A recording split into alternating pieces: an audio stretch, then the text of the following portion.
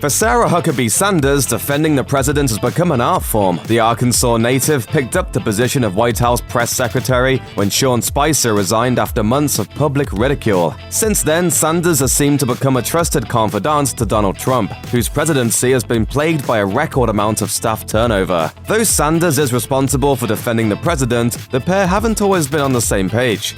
The mother of three has often been misinformed or at odds with Trump, who notoriously dislikes what he perceives as signs of weakness. Sanders also had to learn to weather Trump's unpredictable moods, so it's no wonder that rumors about her plans to leave the administration persist. Sanders may put up a good front for the press corps, but she doesn't always get along with the man she's tasked to defend. Here's the true state of things between Sarah Huckabee Sanders and Donald Trump.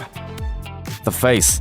You'd think that Sanders would have a tight personal relationship with her boss, considering her role in the administration, but reportedly the two really aren't that close, with others in his inner circle getting much more adoration than the press secretary. While some of Trump's staffers are treated more or less like family, the best he can reportedly say about Sanders is that she's, quote, fine. Of course, Sanders isn't necessarily disliked by Trump, who's notoriously concerned with aesthetics. According to CNN, the president has given her props for presentation, saying, "She's got a great face, perfectly round." Well, that's better than the alternative. Stormy weather.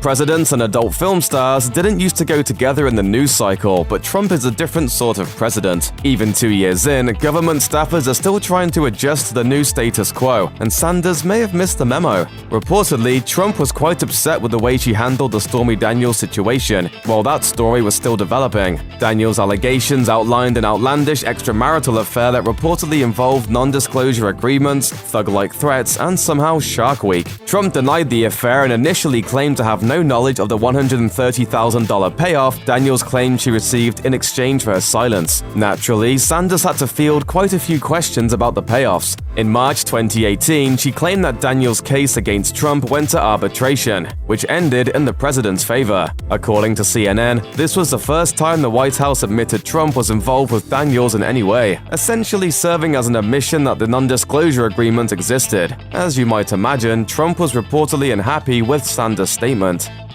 Settling the score.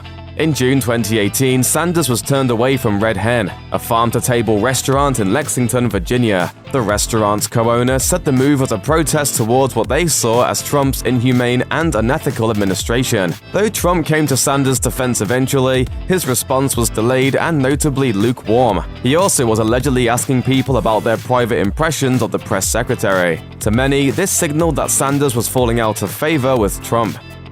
Roasted.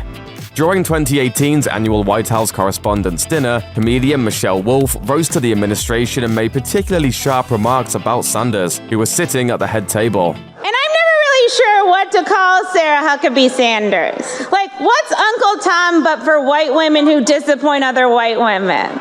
It was reported that members of the administration walked out of the dinner after hearing Wolf's scathing remarks, but Sanders took it gracefully. But if she thought that was the right move in her boss's eyes, she was wrong. Apparently, Trump believed staying in attendance was a bad move. He allegedly thought Sanders should have walked out of the dinner as well, feeling that sitting and taking the routine was an act of weakness that reflected poorly on him.